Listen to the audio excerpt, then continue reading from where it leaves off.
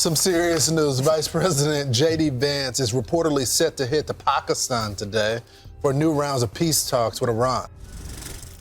ባለፈው ኢስላማባድ ላይ ቁጭ ብለው ከአሜሪካ ጋር በሚደራደሩበት ጊዜ ካስቀመጧቸው ቅድመ ሁኔታዎች አንዱ ሆርሙዝ የሉዓላዊ ግዛታችን አካል መሆን አለበት ብለው ነበር የጠየቁት። አሁን ግን አሜሪካ ባትፈቅድም ማለት ነው ባይ ዲፋክቶ ሆርሙዝ ራሱ የኢራን ሉዓላዊ ግዛት አካል ይሆን ይመስላል። የአሜሪካንም የኢኮኖሚ ቀውስን የዓለምን የኢኮኖሚ ቀውስ በቀላሉ ማባባስ ይችላልች ብዙ ኮስት ሳያደርጋት ማለት ነው። ወታደሮቿን ሳትሰዋ ብዙ ጦር ሜዳዎች ድል ሳታስመዘግብ በቀላሉ እንደ ቧንቧ በመክፈትና በመዝጋት ሆርሙዝን አሜሪካንን እጇን እንድትሰጥ የማድረግ ስትራቴጂ ነው እስካሁን የተከተለች ያለችው። አንዳንድ የመረጃ ምንጮች ቴዲ አፍሮ በዚህ በአዲሱ አልበሙ ምክንያት እስከ መታሰር ይደርሳል የሚል መረጃ ሲያንሸራሽሩ ነበር። እንደውም የዲፕሎማት ምንጮች ቴዲ አፍሮ ከታሰረ ምናልባት መንግስት ላይ ጫና የሚያሳድር ህዝባዊ ቅዋሜ ይነሳል ብለው አስጠንቅቀዋል። የኢትዮጵያ አንድ ነዳጅ የጫነች መርከብ እንደውም ጥቃት ተከፍቶባት እስከ መንደድ ደርሳለች ተብሎ ጀስት በማህበራዊ ሚዲያው ሲሽከረከር ነበረ። ማረጋገጫ አልተገኘም ነበረ። ነገር ግን ይህንን ጥርጣሬ የሚቀርፍና ምናልባት የመርከቧን ሁኔታ በእርግጠኝነት ያለችበትን ደረጃ ግልጽ ያደረገ ዜና ወጥቷል። በርካታ ህዝብ ገና ካሁኑ ጦርነት ይነሳል ብሎ ከክልሉ እየወጣ ነው እና ቲፒኤልኤፍ መንገዶችን እየዘጋ ነው ነዋሪዎች እንዳይወጡ። በባስ የተሳፈሩትንም ነዋሪዎች ከዛ ውስጥ እያስወጣ እየመለሰ ነው ማለት ነው።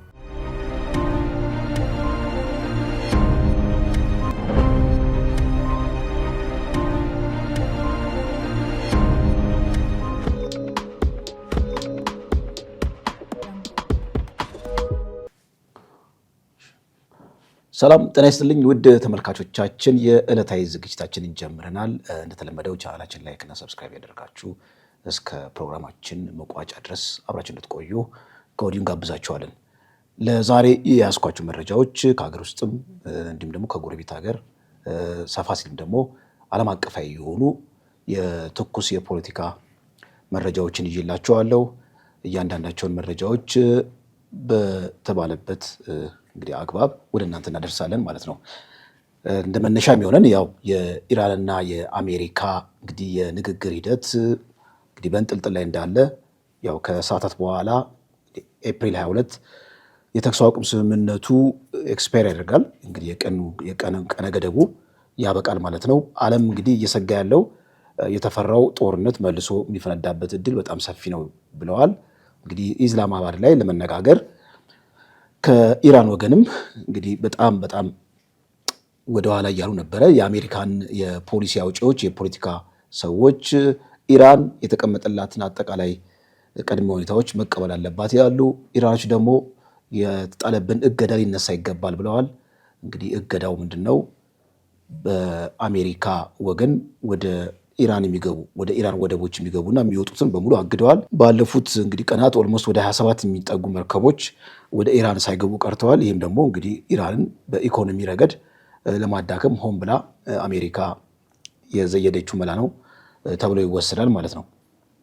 ኢራንና አሜሪካ እንደዚህ ውዝግብ ላይ ያሉ ያው ዋናው እንግዲህ የኢራን ልክ እንደምትመካበት እንደ ቶማሃውክ ሚሳኤል ልክ እንደ ኒውክሊየር መሳሪያ የምትጠቀመው ያው ጂኦግራፊን ነው። ሆርሙዝን ልክ እንደ ቧንቧ በመክፈትና በመዝጋት የአሜሪካንን የልብ ትርታ ከፍና ዝቅ እያደረገች ነው። የአሜሪካንም የኢኮኖሚ ቀውስን የዓለምን የኢኮኖሚ ቀውስ በቀላሉ ማባባስ ይችላለች ብዙ ኮስት ሳያደርጋት ማለት ነው። ወታደሮቿን ሳትሰዋ ብዙ ጦር ሜዳዎች ድል ሳታስመዘግብ በቀላሉ እንደ ቧንቧ በመክፈትና በመዝጋት ሆርሙዝን አሜሪካንን እጇን እንድትሰጥ የማድረግ ስትራቴጂ ነው እስካሁን የተከተለች ያለችው። አሜሪካ በእንደዚህ አይነት ደረጃ ከአንድ ሀገር ጋር ፊት ለፊት ለመነጋገር ከአንድም ሁለት ጊዜ ቦታ እንግዲህ ያው ፓኪስታን ላይ ኢስላማባድ ነው ከአንድም ሁለት ጊዜ በጠረጴዛ ዙሪያ ችግሮችን ለመፍታት ስትገደድ ምናልባት ከቀዝቃዛው ጦርነት በኋላ ያውኑ የመጀመሪያው ይመስለኛል። ምክንያቱም አሜሪካ በዓለም ላይ ልዕለ ኃያል ሆና ከወጣች በኋላ የትኛውንም ኃይል ለማንበርከክ የምትጠቀመው ጉልበትን ነው። አሁን ግን ከኢራን ጋር ለመነጋገር ይህን ያለ ርቀት መሄዷ በጣም ብዙዎችን ትኩረት ስቧል። ነገር ግን ምናልባት አሜሪካ ይህን እያደረገች ያለችው አንዳንድ ስኬፕቲካል ቪው ያላቸው ተንታኞች አሜሪካ ይህን እያደረገች ያለችው ኢራንን ለአንዴና ለመጨረሻ ጊዜ ድባቅ ለመምታት ጊዜ እየገዛች ነው። በፒስ ቶክስ ምንድነው ልክ በሰላምና በንግግር ችግሮችን ለመፍታት በሚል ጭምብል ቀስ በቀስ ጊዜ ከገዛች በኋላ ኢራንን በምትፈልገው መንገድ እጅ እንድሰጥ ታደርጋለች ብለው የሚጠረጥሩ አሉ። እና ኢራን የተረዳች ይመስላል ከዚህ ከሰላም ንግግሩ ምንም አዲስ ነገር እንደማይመጣ፣ አሜሪካንም ከልቧ በሰላም ንግግር ችግሮች ይፈታሉ ብላ እንደማታምን ኢራኖችም በደንብ ጠንቅቀው ያውቃሉ። ለዚህ ነው ዳተኛ የሆኑት ማለት ነው በሰላም ንግግር። አንድ ግን በጣም የሚገርመው ነገር ይኸው ከንግግሩ ባለፈው ኢስላማባድ ላይ ቁጭ ብለው ከአሜሪካ ጋር በሚደራደሩበት ጊዜ ካስቀመጧቸው ቅድመ ሁኔታዎች አንዱ ሆርሙዝ የሉዓላዊ ግዛታችን አካል መሆን አለበት ብለው ነበረ የጠየቁት። አሁን ግን አሜሪካ ባትፈቅድም ማለት ነው ባይ ዲፋክቶ ሆርሙዝ ራሱ የኢራን ሉዓላዊ ግዛት አካል የሆነ ይመስላል። ባለፈው ለሰዓታት በፈቀደች ጊዜ 3 ክራይቴሪያዎችን አስቀምጣ ነበረ። በዛ በሆርሙዝ የሚያልፉት ማንኛውም መርከቦች የሲቪል መርከቦች መሆን አለባቸው፣ የጦር መርከብ ማለፍ የለበትም። ሁለተኛ የሚያልፉት መርከቦች ለአብዮታዊ ዘብ ሪፖርት ማድረግ አለባቸው፣ ወይም ከአብዮታዊ ዘቡ ጋር ያላቸውን ግንኙነት በተሳለጠ መልኩ ማስኬድ አለባቸው። ሶስተኛ ኢራን በዲዛይን ባረገችው ወይም ደግሞ በቀየሰችው መንገድ ብቻ በዛ በሆርሙዝ በሚያልፉበት ጊዜ እሱ ያስቀመጠችው መስመር አለ፣ የመርከቦች መተላለፊያ፣ በዛ መስመር ብቻ ነው ማለፍ የሚችሉት መርከቦች ብላ ደንግጋ ነበር። እና ይሄ የሚያሳየው ምንድን ነው እንግዲህ እነዚህ አይነት ፕሪኮንዲሽኖች ማስቀመጥ ከቻለች ልክ እንደ አንድ የሉዓላዊ ግዛቷ አካል አድርጋ ነገሮችን በምትፈልገው መንገድ እየተቋጠረች እንደሆነ ማሳያ ነው የሚል ነገር ነው። እና የኢራን እና የአሜሪካ ውዝግብ ምናልባት ከሰዓታት በኋላ ወይም ከ24 ሰዓት በኋላ አደገኛው ጦርነት ይፈነዳል ብለው የሚሰጉ አሉ፣ ዝተዋል። ትራምፕም ካሁን በኋላ የተኩስ አቁም ስምምነቱ አይራዘምም፣ ወደማይቀረው ወደ ገሃነባዊ ወደ ሆነው ጦርነት መሸጋገራችን አይቀርም ብለዋል በአደባባይ። እንዲሁም ደግሞ ኢራንን ወደ ድንጋይ ፍርስራሽነት እንቀይራለን ብለው ዝተዋል። በእርግጥ ይሄ በዲተረንስ ልክ የፖለቲካ ሰዎች በአደባባይ ባላጋራቸውን ወይም ባላንጣቸውን ለማሸማቀቅ በተለያዩ ቃላቶች የፖለቲካውን ሳይኮሎጂካል ዋርፌርን ወይም ደግሞ የስነ ልቦና ጦርነቱን ለማሸነፍ የሚያደርጉት ጥረት ነው። የዛ አካል ተደርጎ ሊወሰድ ይችላል። ትራምፕ በእርግጥ ከኢራን ጋር ያሰቡትን ይህን ያን ጦርነት የሚፈነዳ ከሆነ በእርግጥ አሜሪካ ራሱ አሁንም እየተንገዳገደች ነው በኢኮኖሚ እንዲሁም ደግሞ ህዝባዊ ቅዋሜው ጉምጉምታው ቀላል አይደለም። መጀመሪያ አካባቢ 38% ነበረ የሚደግፍ የነበረው የኢራንን ዘመቻ። አሁን ቀስ በቀስ ግራፉ እያነሰ በጣም ጥቂት የማህበረሰብ ክፍል ብቻ ነው የአሜሪካና የኢራንን ጦርነት እየደገፈ ያለው። በመሆኑም ሀገራዊ የሆነው ውስጣዊ የሆነውን ቀውስም ሊያባብስ የሚችልበትም ሁኔታ አደጋ ነው። እንግዲህ የኢራን ባለስልጣናት በዝግጅት ነው ያለነው። ጦርነቱ ከፈነዳ ከዚህ ቀደም ታይቶ የማይታወቁ ካርዶችን ሁሉ እንስባለን ብለዋል። ምንድን ነው ታይቶ የማይታወቁ ካርዶች ሲባል ብዙ መላምት መሰንዘር ይቻላል። አንደኛው መላምት የጦርነቱን ቀጠና ማስፋት ነው። እዛ ሆርሙዝ ብቻ አካባቢ ከተደረገ ኢራንን ሰለባ ስለሚያደርጋት ቀጠናውን ማስፋት ነው። ቀጠናውን ሲያሰፉት ደግሞ ወደዚህ ወደ ቀይ ባህር አካባቢ የጦርነቱ አካል ማድረግ ነው። ቀይ ባህር የጦርነቱ አካል እንግዲህ ታይቶ የማይታወቅ ካርድ ከተባለ ማለት ነው። ሌሎች ደግሞ እንግዲህ ከዚህ ቀደም ሲያደርጉት ነበረ በነዳጅ አውታሮች ላይ መካከለኛው ምስራቅ ነዳጅ አውታሮች ላይ የምታደርገውን ጥቃት በጣም በከፋ ረገድ ማካሄድ ነው። ይሄ ደግሞ እንግዲህ እነዚህ መካከለኛው ምስራቅ ያሉት የአረብ ሀገራት ከፍተኛ የሆነ የኢኮኖሚ ድቀት እየደረሰባቸው ነው በእሷ ዘመቻ ምክንያት። እንዲሁም ከዚህ ጋር የሚያያዝ የዱባዩ ልዑል አሜሪካን የኢኮኖሚ ድጎማ እንድታደርግላት ጥያቄ አቅርበዋል። እንግዲህ ዱባይ ስናቅ ከራሷ አልፋ እዚህ ኢትዮጵያ አካባቢ እንግዲህ እዚህ ያለንበት ቀጠናን የፖለቲካ ሁነት ስትዘውር ነበረ። አሁን ግን በደረሰው ጦርነት እጅግ በጣም የኢኮኖሚ መቀዛቀዝና ኪሳራ ደርሶባታል እና የአሜሪካንን ድጎማ እንደምትፈልግ በልዑሉ አማካኝነት ጥያቄ አቅርባለች። ምናልባት የዱባይ እዛ አካባቢ አረብ ሀገራት በዚህ በጦርነቱ መዳከምና መወጠር እዚህ ምስራቅ አፍሪካ ላይ ያሉትን የፖለቲካ ችግሮች ለመፍታት አንድ እድል ይከፍታል። ብዙ የፖለቲካ ችግሮች እዚህ ያሉት ቀጠና ችግሮች በውጭ ስፖንሰር የሚደረጉ ናቸው። እነዚህ የውጭ ስፖንሰር የሚያደርጉ ደግሞ ኃይሎች እጅና እግራቸው ከታሰረ እዚህ ያሉት ተፋላሚ ኃይሎች ችግራቸውን በራሳቸው መልኩ ለመፍታት እድል ያገኛሉ ተብሎም በመላምት ደረጃ የሚሰነዘር ይሆናል ማለት ነው። በመሆኑም እንግዲህ የኢራን አሸናፊነት፣ የኢራን ተገዳዳሪነት፣ የኢራን አልበገር ባይነት ብዙ ሰበዞች እንዲመዘዙ ምክንያት ሆኗል ማለት ነው። ከዚህ ጋር ተያይዞ እንግዲህ ያው ኢራን አሁንም በተባለው እንግዲህ በተኩስ አቁም ስምምነቱ ሰዓታት ቀርተውታል። እሱ ካበቃ በኋላ ቀጥታ ወደ ጦርነት የሚገባ ከሆነ ችግሮች በጣም እንዲባባሱ የሚያደርገው ምንድን ነው? አንደኛ አሜሪካና ሸሪኮቿ በዚህ በኢራን ጦርነት በእኩል ደረጃ አልቆሙም። እርስ በርስ ልዩነት አላቸው። እንደውም የእስራኤሉ በዩኤን አምባሳደር ምን ብለዋል? አንዳንድ ሀገራት ኢራንን ሆን ብለው ስፖንሰር እያደረጉ ነው፣ ለኢራን የልብ ልብ እንዲሰማት እያደረጉ ነው። በስም ጠቅሰው ነው ይህን የተናገሩት። ቻይና፣ ፓኪስታንና ፈረንሳይ ከኢራን ጎን ሆነዋል እና ኢራንም የልብ ልብ እንዲሰማትና ጦርነቱ ላይ እንድትበረታታ አድርገዋል ብለዋል። ለምንድን ነው ይህን ያሉት? እንግዲህ ሶስቱ ሀገራት በሆርሙዝ ሰርጥ ላይ ለቀናት ቢዘጋም ያ ሰርጥ ማለት ነው፣ እነዚህ ሀገራት ያለምንም ከልካይ እንደፈለጋቸው በዛ እንዲተላለፉ እድሉን ስላገኙ ነው። እንደውም ፈረንሳይ በአደባባይ ወጥታ ኔቶ በማንኛውም አስፔክት ማለት ነው ከአሜሪካ ጋር የሚተባበርበት እድል የመነመነ ነው፣ የለም፣ እኛ ከአሜሪካ ጋር አንተባበርም፣ ከዚህ ይልቅ የእኛን ራሳችን የአየር ግዛታችንንም ለአሜሪካ ዘመቻ አናውልም ብለዋል። ፈረንሳይ ብቻ አይደለችም፣ ጣሊያንም ይህን ብላለች፣ ስፔንም ይህን ብላለች። በዚህ ምክንያት እንግዲህ ፈረንሳይ በሆርሙዝ አካባቢ የሚተላለፈው መርከቦቿ ሴፍ በሆነ መልኩ እንዲተላለፍ እገዛ አግኝታለች ማለት ነው። ይህ የሚያሳየው እንግዲህ ባላንስ ኦፍ ፓወሩ ወይም ደግሞ የኃይል መዘውሩ ኢራን እጅ ላይ እንደተቀመጠና ኢራን ጂኦግራፊን፣ መልክዓ ምድርን እንዴት ለፖለቲካ ፓወር ባላንስ እየተጠቀመች እንደሆነ። ፓወር ባላንስ ከዚህ ቀደም የምናውቀው በኒውክሌር ኃይል ነው፣ በነዳጅ ሀብት ነው።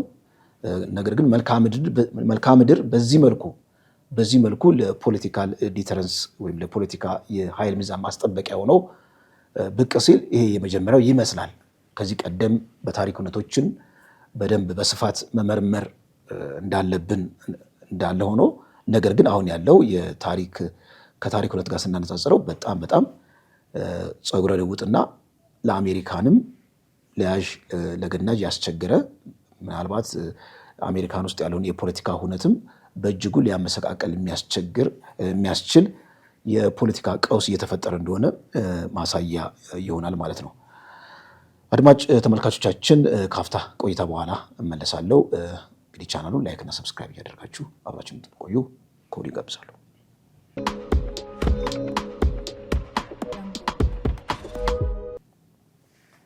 ከዚህ ከሆርሙዝ ዜና ሳንወጣ ምናልባት እኛን የሚመለከተን አንድ ዜና ሲሽከረከር ነበረ ሰሞኑን። የኢትዮጵያ አንድ ነዳጅ የጫነች መርከብ እንደውም ጥቃት ተከፍቶባት እስከ መንደድ ደርሳለች ተብሎ ጀስት በማህበራዊ ሚዲያው ሲሽከረከር ነበረ። ማረጋገጫ አልተገኘው ነበረ።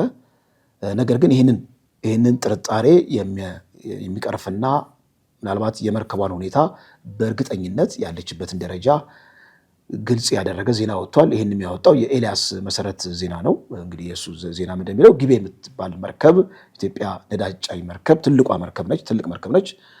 በዛ በሆርሙዝ ለማለፍ ፈልጋ ማለፍ ስላልቻለች እዛው የተባበሩት አረብ ኤሚሬት አቅራቢያ ባለ ባህር እዛ እንደቆመች ነው ብሎ ዘግቧል።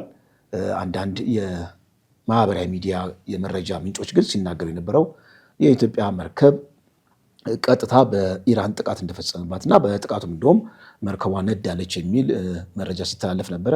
ምናልባት ይህን ከምን ጋር ከኮንስፓይረሲ ቲዮሪ ጋር ገናኝቶት ነው የሚሆነው። ኮንስፓይረሲ ቲዮሪ ጋር ማለት ኢትዮጵያ እንግዲህ ከዱባይ ጋር የኢትዮጵያ ጠቅላይ ሚኒስትር አብይ አህመድ ወደ ዱባይ ሄደው የዱባዩን እንግዲህ የተባበሩት አረብ ኤሚሬትን ልዑል ያጽናኑበት ሁኔታ ነበር በጦርነት መሃል። ይሄ ደግሞ በአደባባይ ከኢራን በተቃራኒ ካለ ኃይል ጋር እንደ አጋርነት የማሳየት ሁኔታ ነውና ኢትዮጵያ ከኢራን ጋር ያላትን ወዳጅነት የሚያሻከርና ጠላትነትን የሚጨምር ነው ሲሉ ነበር ታዛቢዎችና ምናልባት እንግዲህ የኢትዮጵያ መርከቦች ወይም የኢትዮጵያን ሰንደቅ ዓላማ የሚያውለበልቡ መርከቦች በዛ ጋር በሚያልፉበት ጊዜ ልክ እንደ ዱባይ ልክ እንደ ሌሎች የአሜሪካና የእስራኤል ሸሪክ ሀገራት ተቆጥረው ጥቃት ሊደርስባቸው ይችላል የሚል የኮንስፓይረሲ አይነት ንድፈ ሀሳብ ከዛ ጋር በተያያዘ ሲተነተን ሰምተናል ከዚህ በፊት ማለት ነው። በእርግጥ ኢራን በአደባባይ ተናግራለች። ካሁን በኋላ አሜሪካንና እስራኤልን ብቻ ሳይሆን የአሜሪካና የእስራኤል ሸሪኮችም በየትኛውም ዓለም ያሉ ሀገራትን፣ ወገኖችን፣ ቡድኖችን የጥቃት ኢላማ እናደርጋለን ብለዋል በአደባባይ። ይህ የሚያሳየው ምናልባት ኢትዮጵያ ከዱባይ ጋር ያላትን ቁርኝት በጣም ጠንካራ ስለሆነ ሶሊዳሪቲ ማሳየቷ በአደባባይ ከኢራን ጋር ያላትን ቁርቋሶ ስለሚጨምር የኢራን ጥቃት ሰለባ የማንሆንበት ምንም አይነት እንደው አጋጣሚ አይኖርም ብለን መውሰድ እንችላለን የሚል ነገር ነው። እንግዲህ አጋጣሚው ከፍተኛ ነው ለማለት ነው። ከፍተኛ ነው። ከዚሁ ጋር ተያይዞ በጣም የሚያሰጋው ምንድነው የሆርሙዝ መዘጋትና መቀጠል። በዚሁ መልኩ ብሎኬዱ በጣም ከቀጠለ አደጋው እንግዲህ አልጀዚራ ይዞት እንደወጣው ምንድነው የሚለው በአፍሪካ ያሉት አርሶ አደሮች ከፍተኛ አደጋ ውስጥ ገብተዋል። አንድ የማሊያ አርሶ አደርን አቅርቦ በ85% የምግብ ፍጆታ ጨምሯል እና የማዳበሪያ አቅርቦት አሁን የአዝመራ ወቅት ነው፣ ክረምቱ የተቃረበ ነው። ስለዚህ ማዳበሪያ የማይገኝ ከሆነ በጣም የከፋ ችግር ውስጥ እንወድቃለን ብለው ሲናገሩ ነበረ። ምናልባት ይሄ እንግዲህ በአልጀዚራ ያወጣው ነው የማሊ አርሶ አደሮችን ዋቢ አድርጎ ማለት ነው። ይሄ ነገር ወደኛም ይመጣል። የኛ ሀገርም እንግዲህ አሁን የአዝመራ ወቅት እየደረሰ ነው። ማዳበሪያ የሚመጣው በዛ በሆርሙዝ መስመር ነው። ስለዚህ የሆርሙዝ መዘጋት መቀጠል ወይም ደግሞ አስፈሪ ጦርነት በዛ ጋር መፈንዳቱ ችግሩን ያባብሰዋል። ችግሩም ከአቅም በላይ ይሆናል። አሜሪካ በአጭር ጊዜ የኃይል ዘመቻ ጉዳዩን በቁጥጥር ስር እናስገባለን ብላለች። ነገር ግን አይደለም ኢራንን እንደዚህ ውስብስብ ጂኦግራፊካል አቀማመጥ ያላት ውስብስብ የሚሊተሪ አቅም ያላት እንዲሁም ደግሞ የህዝቡ ሶሊዳሪቲ ከመቼም ጊዜ በላይ በጣም ከፍተኛ የሆነበትን ሀገር ይቅርና ደካማዋን የመን እንኳን ሁቲን እንዲህ ተራራ ለተራራ እየሮጠ የሚዋጋውን ሁቲን እንኳን በቀላሉ ኮንትሮል ማድረግ አልተቻለም እና እውነታውን መቀበል ያስፈልጋል። ዳፋው እንግዲህ ለአፍሪካን ብሎም ለእኛም ለኢትዮጵያን እየተረፈ እንደሆነ ብዙ ማሳያዎችን መዘርዘር ይቻላል። ይህን 2 ቀን አየሩን የያዘው የቲፒኤልኤፍን ውሳኔ ተከትሎ ያለው የጦርነት ጉምጉምታ ነው። ቲፒኤልኤፍ ከጥቅምት 24 በፊት ወደ ነበረው ስታተስኮ አጠቃላይ አደረጃጀቱን መልሷል። የክልል ምክር ቤት ምርጫውን፣ ሁሉንም አደረጃጀቶች፣ አስፈጻሚ መስሪያ ቤቶችን በዛ መልኩ ለማዋቀር እንቅስቃሴ ጀምረዋል። ይህ እንግዲህ ምን አንድምታ አለው ብለው ነገር ብዙ ነገሮችን መዘርዘር ይቻላል። ከዚሁ ጋር ተያይዞ ታደሰ ወረደ እንግዲህ 3 ምርጫ ነው የሚኖራቸው። ጀነራል ታደሰ ወረደ ልክ እንደ ጌታቸው ረዳ ነፍሳቸውን በእጃቸው ይዘው ሹልክ ብለው ወደ አዲስ አበባ መምጣት አንድ፣ ሁለተኛ እጃቸው ላይ የክልሉ የፖሊስ መስሪያ ቤት በሳቸው ስር ነው የሚተዳደረው። ስለዚህ በሱ አማካኝነት ከቲፒኤልኤፍ የሚመጣውን ጫና እንግዲህ በኃይልም ሊሆን ይችላል እስከ መጨረሻው ድረስ የመፋለም ስራ መስራት። ሶስተኛ የፌዴራል መንግስቱን ጣልቃ እንዲገባ ጥሪ አድርጎ የፌዴራል መንግስቱ ከእርሳቸው እጃቸው ላይ ካለው ኃይል ጋር ተባብሮ ቲፒኤልኤፍን የመምታትና ቲፒኤልኤፍን የማስወገድ ስራ መስራት። እነዚህ 3 እንግዲህ አማራጮች ናቸው ያሉት። በእርግጥ አሁን ቲፒኤልኤፍ እያደረገ ያለው ነገር ምንድነው? የጀነራል ታደሰ ወረደን ሳተላይት የተባሉትን መስሪያ ቤቶች እነሱን መፈወዝና እዛ አካባቢ ያሉትን አመራሮች እየቀየሩ ነው እና ጀነራል ታደሰ ሳይወዱ በግዳቸው ወደ አዲስ አበባ መምጣታቸው የማይቀር ነው። ከዚህ ቀደም የትግራይ ጊዜያዊ አስተዳደር እዛ በነበረበት ጊዜ ከጀነራል ታደሰ እንዲሁም ደግሞ ከአቶ ጌታቸው በፊት የነበረ አስተዳደር ነበረ፣ በዶክተር አብርሃም በላይ የሚመራ የትግራይ ብልጽግና የሚባል ማለት ነው። እሱም ሻሽቶ የመጣበት ሁኔታ አለ። እንዲሁም ደግሞ ዶክተር ሙሉም ነበሩ፣ ሞክረውታል፣ እርሳቸውም አልተሳካላቸውም። ስለዚህ እዛ አካባቢ ያለው የፖለቲካ ትኩሳት ቲፒኤልኤፍን ያማከለ ካልሆነ ቲፒኤልኤፍ አሁንም ያለው ሞኖፖሊ እዛ ክልሉ ላይ የሚናቅ አይደለም። በእርግጥ መቀሌ አካባቢ ያለው አደረጃጀት ድጋፉን እየሰጠ ያለው ምናልባት ለጀነራል ታደሰና ለእርሳቸው አደረጃጀት ነው። ነገር ግን የፌዴራል መንግስቱ ትግራይ ውስጥ ያለው ተቀባይነት በጣም በጣም በጣም አናሳ ነው። በዚህ ምክንያት ምናልባት ቲፒኤልኤፍ ያን እድል በመጠቀም እንግዲህ ያለውን ኃይል አሰባስቦ የትኛውንም ስራ ሊሰራ ይችላል የሚል ነገር ነው። ከትናንት ወዲያ በዚህ በአማራ ክልል አበርገሌ በሚባለው መስመር ጦርነት ከፍቷል። እዛ ጋር ጦርነት ሳይሆን ውጊያ ነው የምንለው፣ በጦርነት መልኩ የሚገለጽ አይደለም። ውጊያ ከፍቶ የጤና ጣቢያና የሄልዝ አቅርቦትን እዛ አካባቢ ያለ የሄልዝ ስቴሽኖች አሉ፣ እዛ ገብቶ ዘረፋ በመፈጸም ወጥቷል ማለት ነው። እንግዲህ በጣም ማይነር የሆነ ኦፕሬሽን ነው። ምናልባት እነዚህ መድኃኒቶችን፣ ቁሳቁሶችን መዝረፉ እና ማከማቸቱ እንግዲህ ጦርነት ለመግጠም አንድ ኃይል በሚዘጋጅበት ጊዜ ትልቅ ስራ የሚሰራው ምንድን ነው? ከዚህ ከመድኃኒት አቅርቦት ጋር ያለውን ነገር እጥረት እንዳይኖር እነሱን ማዘጋጀት ነው እና ዘረፋ የፈጸመው ቀጥታ እዚህ አበርገሌ ገብቶ የጤና ጣቢያዎችን ለመዝረፍ የበቃው በምክንያት ነው። ላሰበው ጦርነት መዘጋጃ ይሆናል የሚል ነገር ነው። በጎኑ ደግሞ የሚገርበው የቲፒኤልኤፍ ኃይሎች ከጎረቤት ሀገር ህዝቦች ጋር ከጎረቤት ክልል ህዝቦች ጋር ለመተባበር ዝግጁ ነን ይላሉ። እንግዲህ በአደባባይ ያላቸው የፖለቲካ ፖስቸር ዝግጁ ነን ይላሉ። በጓሮ በር ደግሞ ራያ ገብተው የአማራ ብሔር ተወላጆችን ይጨፈጭፋሉ።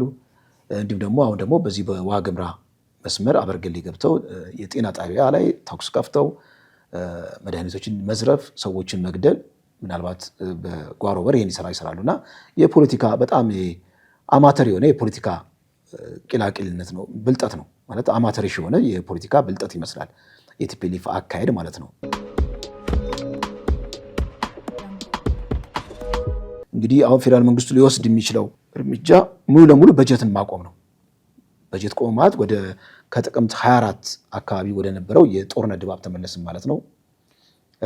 እንደውም እንደ ዋዜማ ዘገባ በርካታ ህዝብ ገና ካሁኑ ጦርነት ይነሳል ብሎ ከክልሉ እየወጣ ነው እና ቲፒኤልኤፍ መንገዶችን እየዘጋ ነው ነዋሪዎች እንዳይወጡ፣ በባስ የተሳፈሩትንም ነዋሪዎች ከዛ ውስጥ እያስወጣ እየመለሰ ነው ማለት ነው እና እዛ አካባቢ ያለው ድባብ ትንሽ አስጨናቂ ነው። በእርግጥ የፌዴራል መንግስቱ ቀጥታ ወደ ጦርነት የሚገባበት ሌክዠሪ ያለው ወይ? አሁን ብዙ የቤት ስራ፣ ብዙ ጣጣዎች አሉ፣ ብዙ የፖለቲካ ሽንቁሮች አሉ። እነዛን ሽንቁሮች ለመድፈን የሚያስችል ራሱ ስፔስ ፋት አለው ወይ? ቲፒኤልኤፍ ምናልባት አሁን ከሰዓታት ወይም ከቀናት በኋላ ኢራንና አሜሪካ የሚገቡበትን ልም ያለ ጦርነትን ተከትሎ የፌዴራል መንግስቱ ዋነኛ አጋዥ የሆኑ ኃይሎች በራሳቸው የቤት ስራ ስለሚጠመዱ የፌዴራል መንግስቱ ያለው አቅም ውስንነት ለጦርነት ምቹ አጋጣሚ ነው ብሎ ቲፒኤልኤፍ ጦርነት የሚገጥምበት ሁኔታ አለ ወይ? ወይስ ቲፒኤልኤፍ ጦርነት ሳይገጥም ቁጭ ብሎ የፌዴራል መንግስቱ እርምጃ እስኪወስድ ይጠብቃሉ? ምክንያቱም በጀት ቆመ፣ ውስጥ ያለው ማህበረሰባዊ ቀውስ በጣም ይባባሳል። ከዚህ በተጨማሪ ደግሞ ቲፒኤልኤፍን ልክ እንደ ሳተላይት መጠቀም የሚፈልጉ ደግሞ የፖለቲካ ኃይሎች አሉ። ሻዕቢያ ለምሳሌ ቲፒኤልኤፍን በማንኛውም ሰዓት ከፌዴራል መንግስቱ ጋር ያለው ውዝግብ እንደ ዋና እንደ ሰብአዊ ጋሻ ሊጠቀምበት የሚያስበው ኃይል ነው። በመሆኑም እንግዲህ እዛ አካባቢ ያለው ውስብስብ የሆነ የፖለቲካ ማትሪክስ ለመተንበይ ከባድ ነው። ቲፒኤልኤፍ ከአማራ ክልል ካለው ከፋኖ ኃይል ጋር ሊፈጥር የሚችለው ፓርትነርሺፕ አለ ወይ ወይም ኮአሊሽን አለ ወይ ተብሎ ሲታሰብ በጣም ሩቅ ነው። በመካከላቸው ያለው ልዩነት የፖለቲካ እሳቤ በወልቃይትና በራያ ላይ የሚያራምዱት የፖለቲካ አጠቃላይ አቋም ስንመለከት በሁለቱ ኃይሎች መካከል ያለው ግንኙነት በጣም በጣም በጣም የተራራቀ ነው። ስለዚህ ቲፒኤልኤፍ ባለበት እንደውም ፓርትነር ቢጠይቅ ወይም ኮአሊሽን ቢጠይቅ አመክንያ የሚሆነው ከሻዕቢያ ጋር ወይም ከኤርትራ ጋር ነው። የፌዴራል መንግስቱ ሊዘጋ የሚችለው 180 ዲግሪ ነው። ከዚህ ቀደም 360 ዲግሪ ነበረ። አሁን ግን 180 ዲግሪ ማለት ግማሹን ነው መንግስት በዚህ በወልቃይትና በራያ መስመር ያለውን ነው የሚዘጋው። በዛ በዛላምበሳ መስመር ከሻዕቢያ ጋር አሊያንስ ክሬት የሚያደርግበት ሁኔታ ይኖራል። አገር ውስጥ ካሉት የፖለቲካ ኃይሎች ይልቅ እንዲሁም ከሻዕቢያና እንዲሁም ደግሞ ሱዳን ውስጥ ካለው ኃይል ጋር አሊያንስ ክሬት የማድረግ ተንደንሲ ይኖረዋል የሚል ነገር ነው። ቲፒኤፍ የተባለው ኃይል ያን ያህል የሚያስመካ ነው ወይ ከህወሓት ጋር ለመግጠም? በእርግጥ ቲፒኤልኤፍ እንደሚለውስ ያን ያህል በርካታ ኃይል አለ ወይ? የመረጃ ምንጮች እኮ ወደ 30 ሺህ የሚጠጉ ኃይሎች አሉት ነው የተባለው። አርሚ እያለ ለፖለቲካ ዲተረንስ ለፖለቲካ ፕሮፓጋንዳ በአደባባይ ይናገራል እንጂ ቲፒኤልኤፍ ቁመናው በጣም ተዳክሟል እና ሊደርሺፕም የሚወስድበት ከሌሎች ኃይሎች እንዲሁም ደግሞ ከፌዴራል መንግስቱ ጋር ፊት ለፊት የሚጋጠምበት ሁኔታ እድሉ የተመናመነ ነው። ከዚህ ይልቅ የኢትዮጵያ እዚህ ቀጠናው ላይ ሌላ ጦርነት እንዳይፈነዳ የሚሰጉ የምዕራባውያን ኃይሎች ቲፒኤልኤፍን ልክ እንደ ፕሪቶሪያ ሌላ ስምምነት አዲስ ስምምነት ከቲፒኤልኤፍ ጋር እንዲደረግ ጫና ያሳድራሉ ብሎ ስለማያምን ነው እንጂ በኃይል አማራጭ ቲፒኤልኤፍ ከማንኛውም ኃይል ጋር ማለት ነው በኃይል አማራጭ ፍላጎቱን ለማስፈጸም የሚያስችል አቅም አለው ብዬ አላስብም። ከዛ ይልቅ አሁን ቀጥታ የሚያደርገው ምንድነው? ደብዳቤ ነው የሚጽፈው። ደብዳቤ ለዓለም አቀፍ ተቋማት፣ ለዓለም አቀፍ ድርጅቶች ደብዳቤ ይጽፋል። ሲጅ ተደርጓል የትግራይ ህዝብ። የፌዴራል መንግስቱ ፕሪቶሪያን ጥሷል። ስለዚህ አገራችን አደጋ ውስጥ ገብታለች። ያላችሁን አማራጭ ተጠቅማችሁ ከፌዴራል መንግስቱ ጋር ድርድር፣ ንግግር እንድናደርግ መንገዱን ክፈቱ ብለው በደብዳቤ በትነው መጠየቅ ነው የሚሰሩት አሁን እና የፌዴራል መንግስቱ ላይ ጫና ተደርጎ ከዛ በኋላ ወደ ንግግር እንዲመጣ የማድረግ አካሄድ ሊከተል ይችላል የሚል ነገር ነው።